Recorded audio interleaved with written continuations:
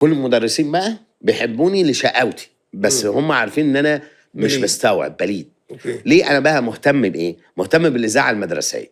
اوكي. كل يوم اقعد احضر خطبه واقرا قران الصبح. اقرا كان سموني الطبلاوي.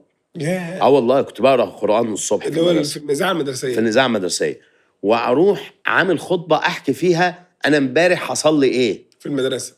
تحكي له فالعيال تقعد تضحك بقى، احكي حكايات. حلو. وبعدين في الاخر يعملوا السلام والبتاع ودندررندررند دندررندررند فاكرها دي دن وندخل الفصل. ماشي. ادخل الفصل ابقى عايز اقعد قدام. ماشي. تقعد قدام. هم بيقعدوني بقى في الدكه اللي ورا عشان مشاغب. بقعد في الدكه اللي ورا، وعيال تانية كده حلوين كده مستحمين الصبح بيقعدوا قدام. اوكي. ابدا انا بالاستك الحلو ده تريشت فهم خلاص يبوظ. يجي يدخل اطلع بره. ماشي. كل يوم يعني يوم ويوم. كنت عامل عصابه على اسمه. انا كان عندي عصابه صح. أيوة. كان عندي عصابه الامل. عصابه فريق الامل. ايوه. العصابه دي كانت بص يا بيه، العصابه دي كانت تتميز بالاتي، ان اولا كانت بتنط من على سور المدرسه ببراعه بسهوله ببراعه شديده جدا. باركورز. وكان العصابه الامل دي بنروح نهجم على الحاره اللي جنبنا ونضرب العيال، ناخد منهم كوره، ناخد منهم العسليه، ناخد منهم اي حاجه، المهم ناخد حاجه. وعصابه الامل دي كانت هي ساعات تلعب كوره فتقعد تكسر في العيال، وانا كنت بقف جون، فطبعا بيدخل فيا كل اللي جوايا فيا لان انا ما بقاش عارف اصد ايه ولا ايه. تمام. وعصابه الامل دي كنا احنا كمان. ايه الامل؟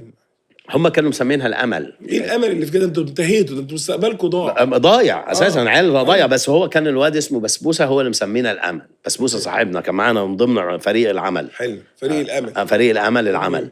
الواد ده هو اللي سمانا فريق الامل. حلو. لان كان بيبقى فيه فرق في الشوارع في السوق بيلعبوا كوره، فنحن ده كان فريق الامل. حلو. بس كان يتخصص في الصارخات المعينه، يتخصص في السطو المسلح كده يعني. حلو. كنا عصابه رهيبه جدا. كنا بندخل السينما ببلاش. بطيخ بصراحه.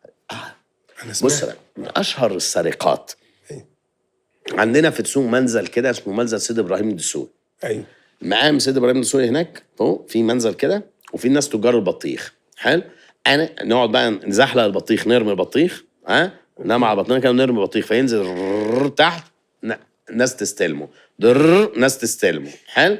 خدنا البطيخ بقى ورحنا نبيعه وناكله، مش مهم. ماشي. حلو. ففي يوم من الايام رموا بطيخ نزلت في حجر المخبر نفسه بتاع القسم. اوكي. بس والواد اتمسك اتعجن علقه، وانا جريت واستخبيت. حلو. استخبيت عند عمتي. حلو. ولما رحت البيت وابويا عرف ابويا بيمدني طبعا. فانا بهرب بقى هيمدني، فانا اروح بقى استخبى عند عمتي.